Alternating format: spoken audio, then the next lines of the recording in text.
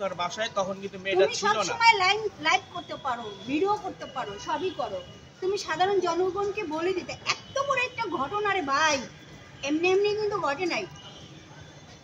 না আরেকটা বলি আপনাকে, আমি বলি আপনাকে, একটা মেয়ে, যেই মেয়ে তার জীবনে সবকিছু শেষ করছে একটা ছেলের জন্য, যখন নাকি সাকিব আরেকটা বিয়ে করছে, সে কিন্তু চাইলে তখন এই কাজটা করতে পারতো, তাও কিন্তু সে করেনি। আজকে এসে সে কেন করছে? এখন আমি সাকিবের হয়ে বলতেছি, যদি এটা হয়ে থাকে মিথ্যা, যখন নাকি ওই মেয়েটা আসছে তার বাড়িতে, সে তো সবাইকে বলতে পারতো যে ভাই একটু না একটু কিছু তো হয়েছে আগে, তাই না? শিকার তো এখানে মাইরা টাইরা ফাটাইলেছে, শিখা এখানে সবাইকে দেখাইছে, ও ভিডিও করছে, অনেকের ভিডিও করছে, সবাই কোয়েশ্চেন করছে যে ভাই তোমার কি হয়েছে। তো সাকিব তো এই কথাটা বলতে পারতো যে ভাই দেখো এর মেয়েটাকে দ্বিতীয়বার আনা হয়েছে, আমাকে আবার ব্ল্যাকমেল করতে চাচ্ছে, কিংবা এরকমের একটা কিছু, তোমার সাথে একটা বড় ধরনের ঘটনা ঘটবে, তুমি কি কিছুটা বুঝবো না? তুমি বুঝবা তো, তুমি ক্লিয়ার কেন করো না? আচ্ছা আমি একটু কথা বলি আপনাকে, আমি বলি আপনাকে, তার ভাই ছিল, তার ভাইকে সে সাথে সাথে নিয়ে যেত তার বাড়িতে, শিক্ষার সাথে সে শেয়ার করতো যে তুমি এই মেয়েটাকে এখানে কেন নিয়ে আসছো। এটা আমি ভাইয়া একতরফা বলি না, আপনি শুনে বলছেন। শিখা আমার পরিচিত, সাকিব আমার পরিচিত, শিখা একটা মেয়ে, সাকিব একটা ছেলে, কিন্তু আমি যেটা শুনছি শোনা কথা, এটা সত্য হতে পারে, মিথ্যা হতে পারে, এটা শোনা কথা। কারণ মামলার কারণে মিথ্যে বলতে পারে, মেয়েরা মিথ্যে বেশি বলে, অনেক কিছু সাজানো হয়। তুমি কেমনে বুঝলো মেয়েরা মিথ্যা কথা বলে? আমি বলছি আপনাকে শোনেন, কারণ আমি বলছি এই মেয়েটাকে আমি জিজ্ঞাসা করেছিলাম যে জুনিয়র সাকিবকে কত টাকা হলো তুমি ছেড়ে দিবা, সে বলছে আমার কাছে ভিডিও সহ আছে 100 কোটি টাকা হলে তাকে ছাড়বে না, প্রয়োজনে তার হাড্ডি খাবে, মাংস খাবে, তাকে প্রয়োজনে মেরে ফেলবে। তাহলে এই কথা, তাহলে আরেকটা কথা দেখেন, ও ফেসবুক ওর একটা টিকটক আইডিতে বলছে 2 দিন পরে নতুন কিছু পাবা তোমরা। ওই যে মারামারি হইছে আগে, কিন্তু মানসিক আমাকে রাতে ফোন দিছে না, একটা মেয়ে তো একটা ছেলের, আমি বলি যে 100 কোটি টাকা দিলেও করবে না, আর আমাকে বলছে, আমাকে ডেকে নিছে কেন? আমিও তো গেছি তাদের বাড়ি। না সিমি, আমি কথা বলতে, তোমার যত অন্যায় হোক, একটা ছেলেকে তুমি বিকলাঙ্গ করতে পারো না।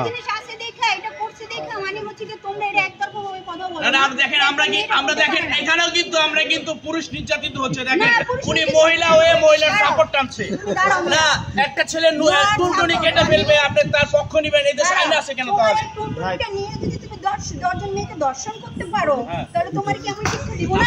কোন আইনে দিতে?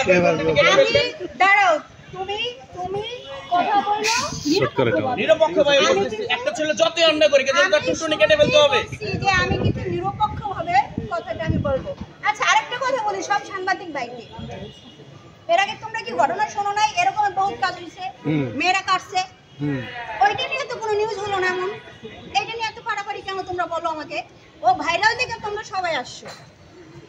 এখন এই কথাটা আমি ভাইয়া, বলেন আমার ভাই, তুমি আমার ভাই না, দেখেন আসলে দিন শেষে কিন্তু পুরুষ পুরুষের পাশে থাকে, নারী নারীর পাশে থাকে, এটা কিন্তু এই আপু কিন্তু তা প্রমাণ করতেছে। আমার ভাই ওইটা কিছু না, আমি হচ্ছে টোটালি একটা লিগ্যাল কথা বলতেছি, যে কালকে আমি যেটা হয়েছে, কোর্টে যেটা হয়েছে, কোর্ট তো দেখো প্রমাণ। এখন কোর্ট যদি ওই মেয়েটাকে নিয়ে ডিএনএ টেস্ট করে কিংবা কিছু করে, মেয়ে যদি বলে, অপশনটা আছে, তুমি এগুলো করো না। আমি সাকিব হয়ে আমি বলবো যে ভাই আমি সাকিব, আমি এই কাজটা করি নাই, আমার নামে একটা মিথ্যা অপবাদ দিতেছে, সেটা কিন্তু সাকিবকে বলা হয় না, এখন তো কিন্তু কোন সাংবাদিক ওইভাবে ওনাকে প্রশ্ন করতে পারে না, প্রশ্ন করতে পারে না, আর ও মামলা সম্পর্কে জানে না। যখন ওই সুস্থ হবে তখন কিন্তু মূল বিষয়টা আমরা জানবো, কারণ কোন সাংবাদিককে ওর ওখানে ঢুকতেই দেওয়া হয় না। আপনি খুব কাছের লোক, আমরা 2-1 কাছের লোক, আমরা জাস্ট দেখা করতে পারি, কথা বলাও নিষেধ।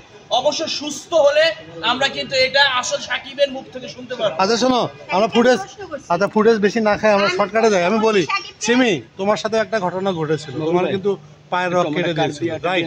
তুমি সেখান থেকে কি আসলে পুরুষের প্রতি তুমি ক্ষিপ্ত কিনা?